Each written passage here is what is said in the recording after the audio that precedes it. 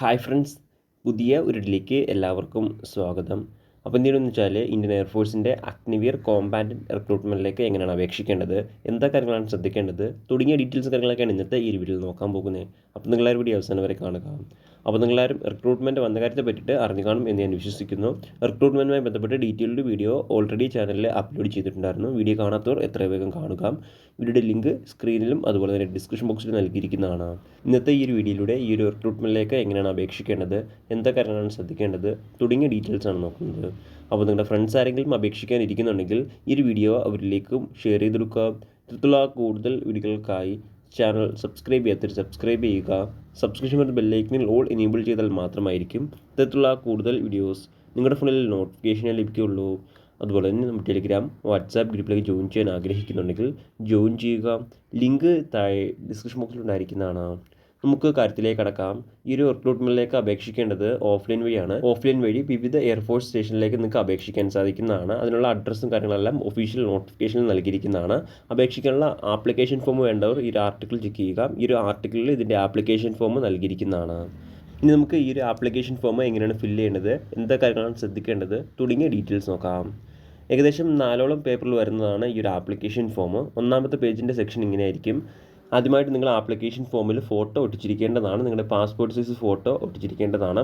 കൂടാതെ ആ ഒരു പാസ്പോർട്ട് സൈസ് ഫോട്ടോ സെൽഫ് അറ്റസ്റ്റും ചെയ്തിരിക്കേണ്ടതാണ്. അതായത് ആ ഒരു ഫോട്ടോയിലും ആ ഒരു പേപ്പറിലും ചേർത്ത് നിങ്ങളുടെ സൈൻ ചെയ്യേണ്ടതാണ്. അതാണ് സെൽഫ് അറ്റസ്റ്റ് കൊണ്ട് ഉദ്ദേശിക്കുന്നത്. അപ്പോൾ നിങ്ങൾ അത്തരത്തിൽ സൈൻ ചെയ്തിരിക്കേണ്ടതാണ്. ഇനി അടുത്ത ഒന്നാമതായിട്ട് നിങ്ങൾ ചെയ്യേണ്ടത് നെയിം ഓഫ് ആപ്ലിക്കൻ്റ് എന്ന സെക്ഷൻ കാണിക്കുന്നതാണ്. അപ്പോൾ നിങ്ങളുടെ പേര് അവിടെ കൃത്യമായിട്ട് എഴുതുക. പേര് എഴുതുമ്പോൾ ശ്രദ്ധിക്കുക, നിങ്ങളുടെ ക്യാപിറ്റൽ ലെറ്ററിൽ ആയിരിക്കേണ്ടതാണ്. അതുപോലെ തന്നെ ഈ ഒരു ഫോം നിങ്ങൾ ഫില്ല് ചെയ്യുമ്പോൾ എല്ലാ കാര്യങ്ങളും ക്യാപിറ്റൽ ലെറ്ററിൽ എഴുതാൻ ശ്രദ്ധിക്കുക. ഇനി അടുത്തതായിട്ട് അവിടെ ചോദിച്ചിരിക്കുന്നത് ആധാർ കാർഡിൻ്റെ നമ്പറാണ്. അപ്പോൾ നിങ്ങളുടെ ആധാർ കാർഡിൻ്റെ നമ്പർ ആ ഒരു സെക്ഷനിൽ എഴുതുക. അടുത്ത രണ്ടാമതായിട്ട് വെച്ചിരിക്കുന്നത് നിങ്ങളുടെ father's name, father's profession, mother's name. അതായത് നിങ്ങളുടെ ഫാദറിൻ്റെ പേരും ഫാദറിൻ്റെ ജോലിയും മദറിൻ്റെ പേരുമാണ് ചോദിച്ചിരിക്കുന്നത്. അപ്പോൾ ഈ ഒരു കാര്യം ആ ഒരു സെക്ഷനിൽ എഴുതുക. എഴുതുമ്പോൾ ക്യാപിറ്റൽ ലെറ്ററിൽ മാത്രം എഴുതുക. അടുത്ത മൂന്നാമതായിട്ട് വെച്ചിരിക്കുന്നത് ഡേറ്റ് ഓഫ് ബർത്ത് ആണ്. അപ്പോൾ നിങ്ങളുടെ ഡേറ്റ് ഓഫ് ബർത്ത് അവിടെ എഴുതുക. അതിനുശേഷം തൊട്ട് താഴെ നിങ്ങളുടെ ഏജും എഴുതിയിരിക്കേണ്ടതാണ്. അടുത്ത നാലാമതായിട്ട് വെച്ചിരിക്കുന്നത് നാഷണാലിറ്റി ആണ്. അപ്പോൾ നിങ്ങളുടെ നാഷണാലിറ്റി അവിടെ എഴുതുക. അഞ്ചാമതായിട്ട് നിങ്ങളുടെ മാരിറ്റൽ സ്റ്റാറ്റസ് അവിടെ ടിക്ക് ചെയ്യുക. അടുത്ത ആറാമതായിട്ട് വെച്ചിരിക്കുന്നത് ബോഡി ടാറ്റു ഉണ്ടോ എന്നാണ്. ടാറ്റു ഉള്ളവർ അവിടെ എസ് എന്ന് കൊടുക്കുക, ഇല്ലെങ്കിൽ നോ എന്ന് കൊടുക്കുക. അടുത്ത ഏഴാമതായിട്ട് വെച്ചിരിക്കുന്നത് അഡ്രസ്സാണ്. അപ്പോൾ നിങ്ങളുടെ അഡ്രസ്സ് ആ ഒരു ഡാഷിൽ അല്ലെങ്കിൽ ആ ഒരു കോളത്തിൽ എഴുതുക. എഴുതുമ്പോൾ ശ്രദ്ധിക്കുക, നിങ്ങളുടെ പിൻകോഡും അതുപോലെ തന്നെ പോസ്റ്റ് ഓഫീസും കൃത്യമായിട്ട് മെൻഷൻ ചെയ്തിരിക്കേണ്ടതാണ്. കൂടാതെ നിങ്ങളുടെ ഇമെയിൽ ഐ ഡിയും മൊബൈൽ നമ്പറും ഉൾപ്പെടുത്തിയിരിക്കേണ്ടതാണ്. അടുത്ത എട്ടാമതായിട്ട് വെച്ചിരിക്കുന്നത് പെർമനൻറ്റ് അഡ്രസ്സാണ്. പെർമനൻറ്റ് അഡ്രസ്സ് ആ ഒരു സെക്ഷനിൽ എഴുതുക. അതിനുശേഷം തൊട്ട് താഴെ നിങ്ങളുടെ പോലീസ് സ്റ്റേഷൻ ചോദിച്ചിട്ടുണ്ട്. അപ്പോൾ നിങ്ങളുടെ പോലീസ് സ്റ്റേഷനും എഴുതിയിരിക്കേണ്ടതാണ്. ഇനി അടുത്തതായിട്ട് വെച്ചിരിക്കുന്നത് എഡ്യൂക്കേഷൻ ക്വാളിഫിക്കേഷനാണ്. നിലവിൽ അവിടെ 10ാം ക്ലാസ്സും അതുപോലെ തന്നെ +2ൻ്റെ ഡീറ്റെയിൽസ് ആണ് ചോദിച്ചിരിക്കുന്നത്. അപ്പോൾ നിങ്ങൾക്ക് 10ാം ക്ലാസ്സും അതുപോലെ തന്നെ +2 ഉണ്ടെങ്കിൽ അതിൻ്റെ ഡീറ്റെയിൽസ് അവിടെ എഴുതിയിരിക്കേണ്ടതാണ്. അവിടെ മെയിനായിട്ട് ചോദിച്ചിരിക്കുന്നത് നിങ്ങളുടെ സർട്ടിഫിക്കറ്റ് നമ്പരും അതുപോലെ തന്നെ ഏത് ബോർഡിൻ്റെ കീഴിൽ നിന്നാണ് പഠിച്ച് പാസ്സായിട്ടുള്ളത്. ഇങ്ങനെ 2 കാര്യങ്ങളാണ് ആ ഒരു സെക്ഷനിൽ ചോദിച്ചിരിക്കുന്നത്. അപ്പോൾ അത് രണ്ടും ഫില്ല് ചെയ്യുക. അടുത്ത 10ാമതായിട്ട് വെച്ചിരിക്കുന്നത്, അതായത് നെക്സ്റ്റ് പേപ്പറിലേക്ക് വരുമ്പോൾ ആദ്യമായിട്ട് ചോദിച്ചിരിക്കുന്നത് ലാംഗ്വേജ് ആണ്. അതായത് നിങ്ങൾക്ക് ഏതൊക്കെ ലാംഗ്വേജിൽ എഴുതാനും വായിക്കാനും അറിയാമെന്നാണ് ചോദിച്ചിരിക്കുന്നത്. അപ്പോൾ നിങ്ങൾക്ക് 2 ഓപ്ഷൻസ് അവിടെ എഴുതാൻ സാധിക്കുന്നതാണ്. അപ്പോൾ നിങ്ങൾക്ക് ഏതൊക്കെ ലാംഗ്വേജിൽ അറിയാമോ അതെല്ലാം അവിടെ എഴുതുക. അടുത്ത 11ാമതായിട്ട് വെച്ചിരിക്കുന്നത് പാസ്റ്റ് സർവീസ് ആണ്. അതായത് നിങ്ങൾക്ക് മറ്റെന്തെങ്കിലും സർവീസ് റെക്കോർഡോ കാര്യങ്ങളൊക്കെ ഉണ്ടോയെന്നാണ്. ഉള്ളവർ കൃത്യമായിട്ട് അത് അവിടെ മെൻഷൻ ചെയ്തിരിക്കേണ്ടതാണ്. അടുത്ത 12ാമതായിട്ട് വെച്ചിരിക്കുന്നത് പ്രസൻറ്റ് ഒക്കുപ്പേഷൻ, അതായത് നിലവിൽ എന്തെങ്കിലും ജോലി ചെയ്യുന്നുണ്ടോ എന്നാണ്. ഉള്ളവർ മാത്രം ആ ഒരു സെക്ഷൻ ഫില്ല് ചെയ്താൽ മതി.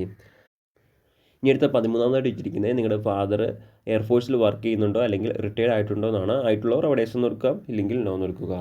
ഇനി അടുത്തായിട്ട് വെച്ചിരിക്കുന്നത് എക്സ്പീരിയൻസ് ആണ്. എക്സ്പീരിയൻസ് ഉള്ളവർ നിർബന്ധമായിട്ടും ആ ഒരു സെക്ഷനിൽ മെൻഷൻ ചെയ്തിരിക്കേണ്ടതാണ്.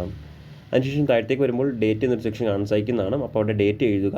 അതിനുശേഷം അതിൻ്റെ വലത്തേ സൈഡിലായിട്ട് സിഗ്നേച്ചർ ഓഫ് ആപ്ലിക്കൻ്റ് എന്നൊരു സെക്ഷൻ കാണിക്കുന്നതാണ്.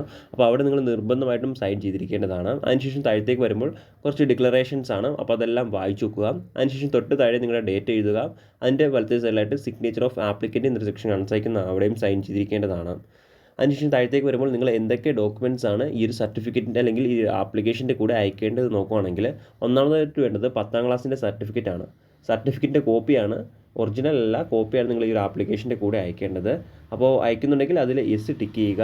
അടുത്തതായിട്ട് അവിടെ ചോദിച്ചിരിക്കുന്നത് എക്സ്പീരിയൻസ് സർട്ടിഫിക്കറ്റ് ആണ്. എക്സ്പീരിയൻസ് സർട്ടിഫിക്കറ്റ് ഇതിൻ്റെ ആപ്ലിക്കേഷൻ്റെ കൂടെ അയക്കുന്നവർ അവിടെ യെസ് ടിക്ക് ചെയ്യുക, ഇല്ലെങ്കിൽ നോ എന്ന് ടിക്ക് ചെയ്യുക. അടുത്തതായിട്ട് ഇരിക്കുന്നത് ക്യാരക്ടർ സർട്ടിഫിക്കറ്റ് ആണ്. 6 മാസത്തിന് അടുത്തുള്ള ക്യാരക്ടർ സർട്ടിഫിക്കറ്റ് ആണ്. അത് ആപ്ലിക്കേഷൻ്റെ കൂടെ അയക്കുന്നവർ യെസ് അല്ലെങ്കിൽ നോ എന്ന് ടിക്ക് ചെയ്യുക.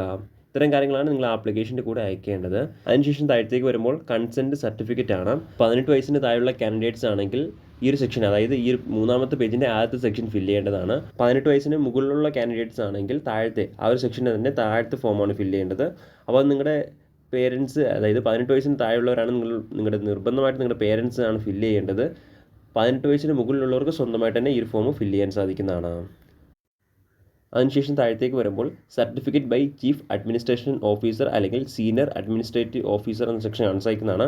ആ ഒരു സെക്ഷനിൽ നിങ്ങൾ ഒന്നും ചെയ്യേണ്ടതില്ല, ജസ്റ്റ് സ്കിപ്പ് ചെയ്യുക. അതിനുശേഷം താഴേക്ക് വരുമ്പോൾ 4ാമത്തെ പേപ്പർ കാണിക്കുന്നതാണ് അഡ്മിറ്റ് കാർഡ് എന്ന്. അപ്പോൾ ഈ ഒരു പേപ്പർ നിങ്ങൾ നിർബന്ധമായിട്ടും ഫില്ല് ചെയ്തിരിക്കേണ്ടതാണ്. ആദ്യമായിട്ട് ഇതിൽ പാസ്പോർട്ട് സൈസ് ഫോട്ടോ ഒട്ടിച്ചിരിക്കേണ്ടതാണ്. സെൽഫ് അറ്റസ്റ്റും ചെയ്തിരിക്കേണ്ടതാണ്. അതിനുശേഷം നിങ്ങളുടെ സ്ട്രീം ഏത് സ്ട്രീമിലേക്കാണ് അപ്ലൈ ചെയ്യുന്ന ആ ഒരു സ്ട്രീമിൻ്റെ പേര് എഴുതുക. അതിനുശേഷം നിങ്ങളുടെ പേര്, ആധാർ കാർഡിൻ്റെ number, father's name, mother's name, address, post office, state, district, pincode തുടങ്ങിയ കാര്യങ്ങളെല്ലാം ഈ ഒരു സെക്ഷനിൽ നിർബന്ധമായിട്ടും എഴുതിയിരിക്കേണ്ടതാണ്. എന്നാൽ മാത്രമായിരിക്കും നിങ്ങളുടെ ആപ്ലിക്കേഷൻ സക്സസ്ഫുള്ളി അവിടെ സ്വീകരിക്കുകയുള്ളൂ.